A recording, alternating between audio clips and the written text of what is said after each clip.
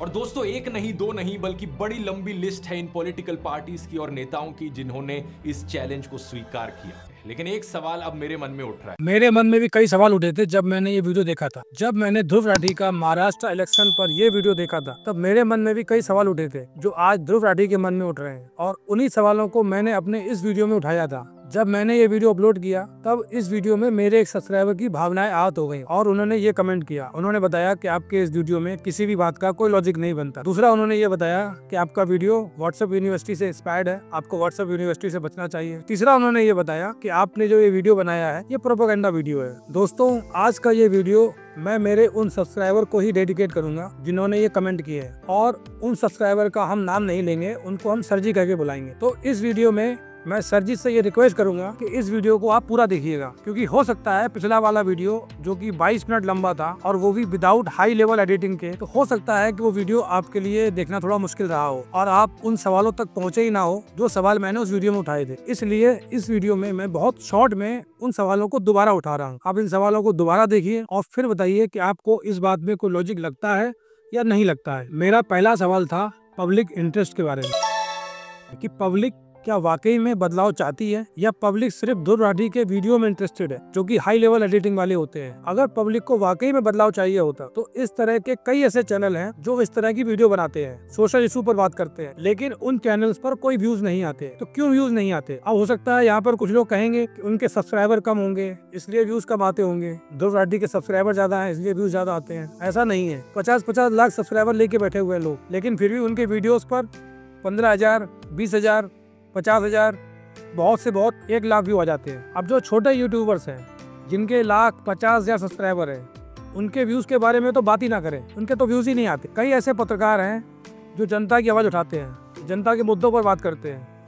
कई पत्रकार तो ऐसे हैं जो जनता की आवाज उठाने के चक्कर में जेल चले गए, मुकदमे हो गए उनके ऊपर। अब इसी चीज से जुड़ा हुआ मेरा दूसरा सवाल है कि ध्रुव राठी कभी भी ऐसे लोगों का सपोर्ट क्यों नहीं करते हैं, क्यों नहीं उनको आगे बढ़ाते हैं, जबकि वो ये बात अच्छी तरह से जानते हैं कि वो जर्मनी में बैठे हुए हैं जो भारत से 9,000 किलोमीटर दूर है। वो यहाँ के हर मुद्दों के बारे में नहीं समझ सकते। एक लोकल आदमी जो जनता की आवाज उठा रहा है, तो ऐसे किसी भी व्यक्ति को ध्रुव राठी क्यों प्रमोट नहीं करते? क्या उनको ये नहीं लगता कि ऐसे लोगों को मजबूत करने से, उनको आगे बढ़ाने से सच में वो होगा जो वो चाहते हैं, देश बदल जाएगा, या फिर सारा बदलाव ध्रुव राठी अकेले ही लाना चाहते हैं? ये मेरा सवाल है। दोस्तों, राहुल गांधी ने कुछ दिन पहले अखबार में एक लेख लिखा था, वहाँ पर उन्होंने मोनोपोली की बात करी थी। I am anti-monopoly. I am anti-creating oligopolies. I am anti-domination of business by 1 or 2 or 3 or 5 people. Business के अंदर में इक्वालिटी की बात करी थी कि हर बिजनेसमैन को एक समान व्यवस्था मिलनी चाहिए, समान अवसर मिलना चाहिए। राहुल गांधी ने बताया था कि मोनोपोली हमेशा खराब होती है। अगर किसी के भी पास मोनोपोली चली जाएगी तो वो आपको यूज करेगा, ऐसा उन्होंने बताया था।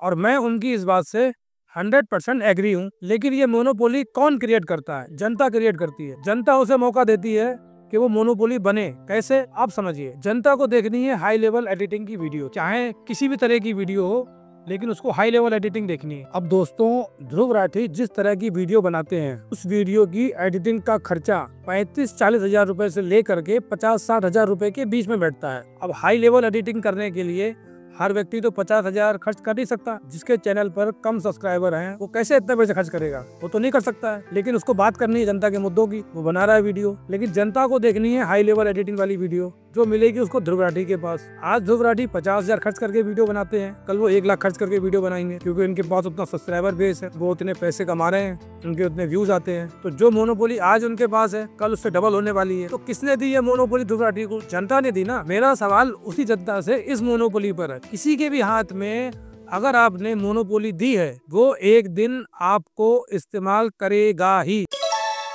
अब मेरा तीसरा सवाल ये था कि जो नेता चुनावों के दौरान करोड़ों रुपया पानी की तरह बहाते हैं, हालांकि इलेक्शन कमीशन उनको लिमिट नहीं देता उतना खर्च करने की, उनकी लिमिट बहुत कम है, लेकिन रुपया पानी की तरह बहाया जाता है, करोड़ों रुपया। और ये मैं उस रुपए की बात कर रहा हूँ जो प्रचार के लिए यूज होता है। मैं यहाँ उस पैसे का तो जिक्र ही नहीं कर रहा हूँ जो पैसा नेता टिकट खरीदने के लिए खर्च करते हैं। अब जरा दोस्तों ये अंदाजा लगाइए कि जो नेता करोड़ों रुपए खर्च करके चुनाव जीता है, उसकी पहली प्रायोरिटी क्या रहेगी? जनता की सेवा करना, राज्य में विकास लाना, लोगों को रोजगार देना, ये प्रायोरिटी रहेगी उसकी। उस नेता की सबसे पहली प्रायोरिटी ये रहेगी कि जो उसने इन्वेस्टमेंट किया है वो अपने इन्वेस्टमेंट को बाहर निकाले और जितना कमा सकता है उतना कमाए, क्योंकि अगली बार फिर चुनाव लड़ना है उसको और फिर पैसा बहाना है पानी की तरह। तो मेरा तीसरा सवाल यहाँ पर ये है, ऐसे नेताओं की जो प्रायोरिटी है वो क्या रहेगी? क्या इनकी बातों पर भरोसा किया जा सकता है? अब यही बात मैंने मेरे वीडियो में बोली थी तो मेरे सर जी को बुरा लग गया था।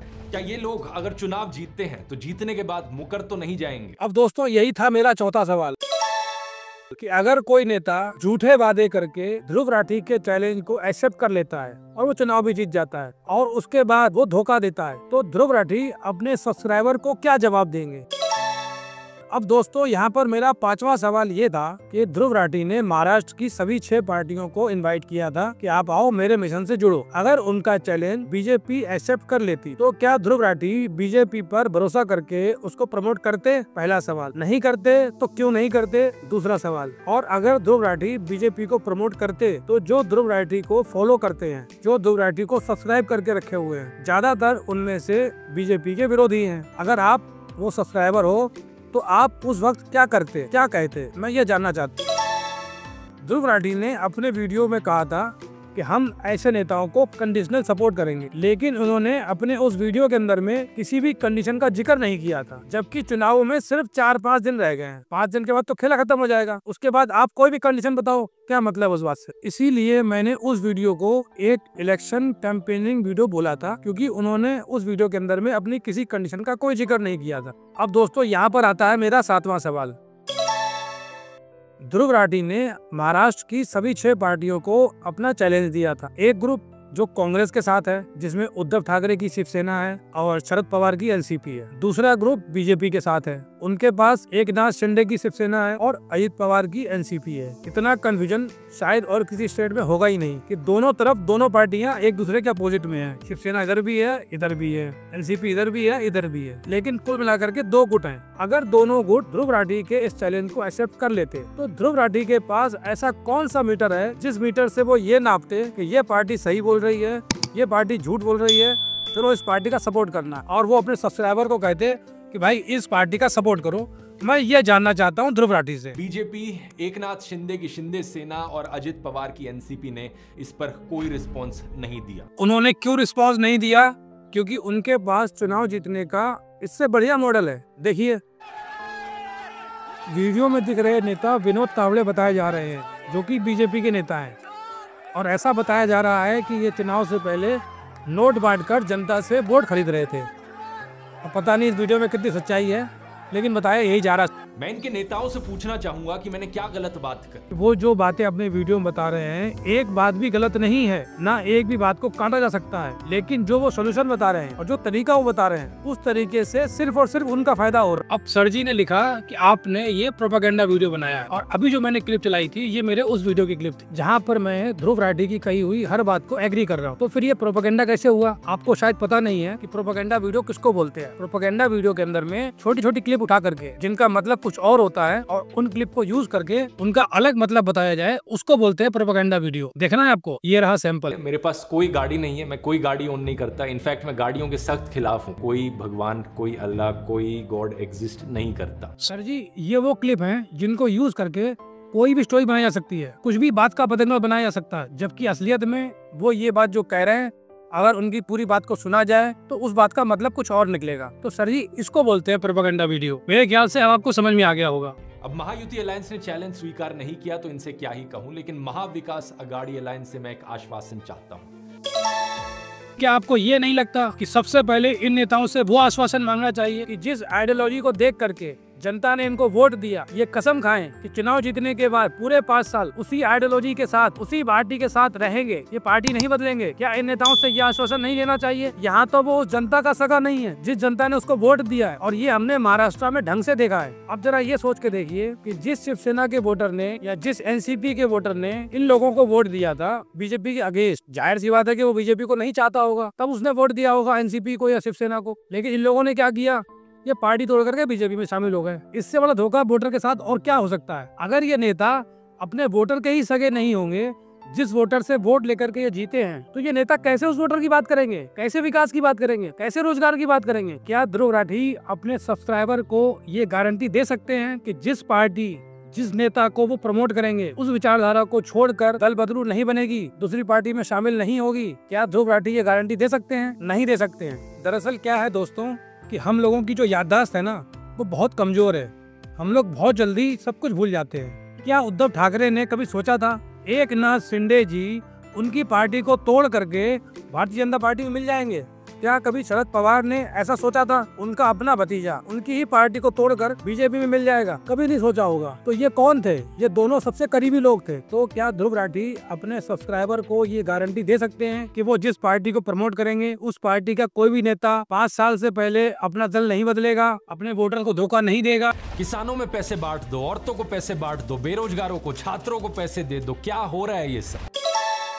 फ्रीबीज को ध्रुव राठी ने एक बहुत बड़ी प्रॉब्लम बताया है। अब जब नेता सामने से चलकर ध्रुव राठी के पास आने लगे हैं, उनके मिशन स्वराज से जुड़ने लगे हैं, उसको एक्सेप्ट करने लगे हैं, तो क्या ध्रुव राठी उन नेताओं के सामने ये शर्त रखेंगे कि आपको अगर मेरे मिशन के साथ जुड़ना है तो आपको सबसे पहले अपने फ्रीबीज स्कीम बंद करनी पड़ेगी? या फिर अब ध्रुव राठी को उन नेताओं के फ्रीबीज से कोई प्रॉब्लम नहीं है जो उनके साथ इस मिशन में जुड़ रहे हैं? दोस्तों, हम अक्सर कर बात करते हैं अकाउंटेबिलिटी की, कि नेताओं की अकाउंटेबिलिटी होनी चाहिए, जनता के सामने वो जवाबदेह होने चाहिए। अब ये अकाउंटेबिलिटी तय कौन करेगा? ये तो हम जनता ही तय करेंगे ना, उनसे सवाल पूछ करके। और ये जरूरी नहीं है कि खाली नेताओं की ही अकाउंटेबिलिटी होनी चाहिए। हर वो आदमी जो पब्लिक फिगर है, जो पब्लिक को इन्फ्लुएंस करता है, उस इंसान की अकाउंटेबिलिटी होनी चाहिए। और वो अकाउंटेबिलिटी कौन तय करेगा? वो आप और हम तय करेंगे। लेकिन जब भी कोई ऐसे पब्लिक फिगर से कोई व्यक्ति सवाल करे तो हमारे सर जी जैसे लोगों की भावनाएं आहत हो जाती हैं और वो उसको प्रोपेगेंडा बताना चालू कर देते हैं। तो ये बताइए, जब कोई सवाल ही नहीं पूछेगा, हर सवाल पूछने वाले को आप प्रोपेगेंडा बता दोगे, आप उसको व्हाट्सएप यूनिवर्सिटी वाला बता दोगे, आप उससे ये कह दोगे कि भाई आप कम पढ़े लिखे हो, आपको पता नहीं है, तो किसी की भी अकाउंटेबिलिटी कैसे तय होगी? जब कोई सवाल ही नहीं पूछेगा तो जवाब कौन देगा? सर जी, आपको पता है, आप जैसे फैन जो नेताओं के बन गए ना, उन्होंने नेताओं की अकाउंटेबिलिटी को पूरा खत्म कर दिया है। क्योंकि जब भी कोई नेता से सवाल करता है तो आप जैसे फैन आते हैं, उन नेताओं को डिफेंड करते हैं और उनको बताते हैं कि भाई आपकी बात में कोई दम नहीं है, आप फालतू का सवाल कर रहे हो। अब यहाँ पर मेरा मानना ये है